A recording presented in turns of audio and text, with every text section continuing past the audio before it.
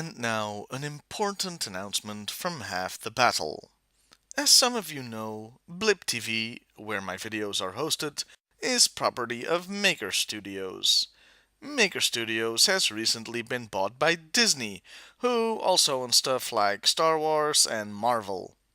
Let me take this moment to reassure you that this new situation will have no effect on Half the Battle whatsoever.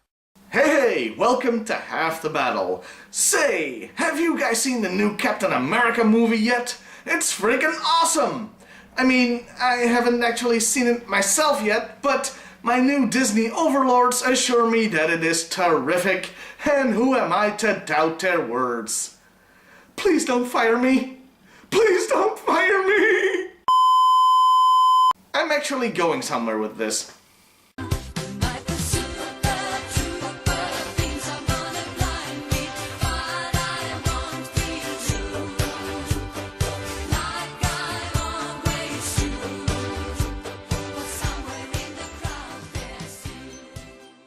So, Captain America, great character. And guess what, people? G.I. Joe had a total ripoff all of their own. Meet Super Trooper. Got my eyes! Oh boy.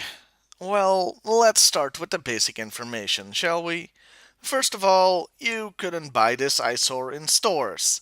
This guy was only available through mail order by sending in certificates, meaning that no kid had anybody to blame but themselves if they got this figure, because Grandma couldn't accidentally pick him up if you'd asked her for a new He-Man toy.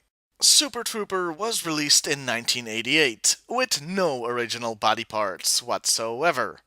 Yeah, this guy is completely Frankensteined, meaning that he's made up entirely from other figure parts. His head comes from Knockdown, his chest from Outback, his legs from Xandar, and the rest from Wetsuit. What can I say about this guy? He sure is shiny, isn't he? Looking at the figure, that's really the defining trait here.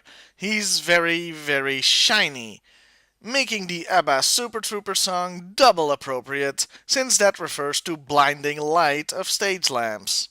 And he looks completely stupid. His accessories are also not original, with one exception. Well, one and a half, really. His gun originally came with dial tone, while his helmet is from Crankcase. His shield, however, is completely original. Well, the mold, I mean, not the concept. It sorta looks like a riot shield a Power Ranger would have. It also reminds me of one of those things you use to pick up dog poo.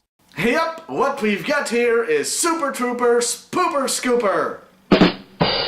I am so sorry. The final part of the figure I'll talk about is both and neither an accessory, namely his chest armor. It is actually a separate piece, not part of the chest mold, but it is glued to his torso. A real shame, since the figure would have been a bit better if it had been removable. So now, let's discuss his character, shall we? Let me first show you his comic and cartoon appearances. There! That didn't take long, now did it? Yeah, for some reason they didn't feel the urge to include this guy in any other media. I guess that just leaves the file card. Now, stop me if you've heard this one. A guy eager to serve his country signs up for a top-secret new military project designed to create highly trained special extra good soldiers. A type of super soldier, you might even say. Sound familiar at all? Captain America throws his mighty shield. All those who chose to oppose his shield must yield. Yeah. Now, to be completely fair, the file card never once mentioned superpowers or him being a superhero. His promotional material, however...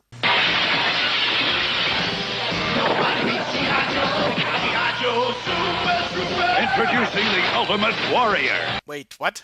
Introducing the Ultimate Warrior. You can feel it too. Well, the commercial doesn't actually talk about superpowers either, unless being the Ultimate Warrior is a superpower. So let me show you a Super Trooper promotion from Belgium. Operation Steel Lightning. And I'll have to translate here because I'm sure that one or two of you aren't exactly fluent in Dutch. Well, nobody's perfect. Ahem. Super Trooper, the G.I. Joe superhero with his super equipment, has the strength of 4 bulldozers. So, brief recap. This guy is a superhero created by the United States military who carries a special shield with him. You know, the icing of the cake would have been if this guy's rank had been captain, but sadly, he's just a lieutenant. The file card mentions he's been trained for assault operations deep in enemy territory. Looking like that. You know, I think I would use something a little less conspicuous if I were going behind enemy lines. But that's just me and my pesky survival instincts. As a complete aside, going back to the promo for this guy, Operation Steel Lightning, it also promoted the Steel Brigade. In fact, for a special deal, you could get Super Trooper and 2 Steel Brigade figures, making this the first time Hasbro actively promoted army building as far as I know. So that was Super Trooper, aka Lieutenant America. But hey, at least this toy couldn't get much worse, now could it? Let me introduce you to much worse. Here's the same toy, only in neon green and neon orange colors. Congratulations, Hasbro! You've managed to make a shiny silver color scheme look sane and reserved in comparison. This guy isn't actually Super Trooper. He's a completely new character called Rapid Fire, who just happens to look exactly like our Captain America wannabe. So they gave him a less stupid name, but also gave him a neon color scheme. It really was 1 step forwards, 2 step backwards, wasn't it?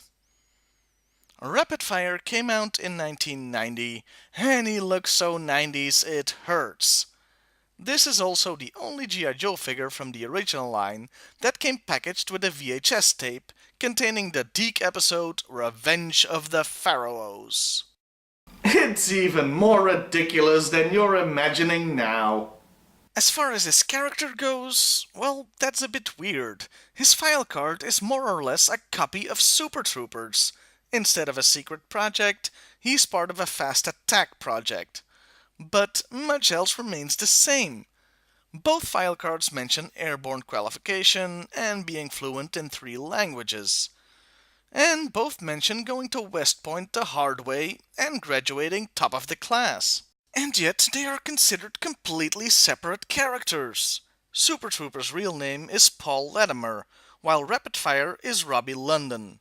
So they recycled most of Super Trooper's file card either because of laziness or because this guy was supposed to be a second version of the character before they changed their minds for some reason. By the way, Rapid Fire's real name was an in-joke, as Robbie London was a real executive at Deke at the time. Speaking of Deke, Rapid Fire never appeared in the comics or the cartoons. Ironic, really, considering that he came packaged with a Deke episode and was named after a guy at Deke. By the way, this guy must have been thrilled when the internet came along, and his name was associated with Rapid Fire Deke.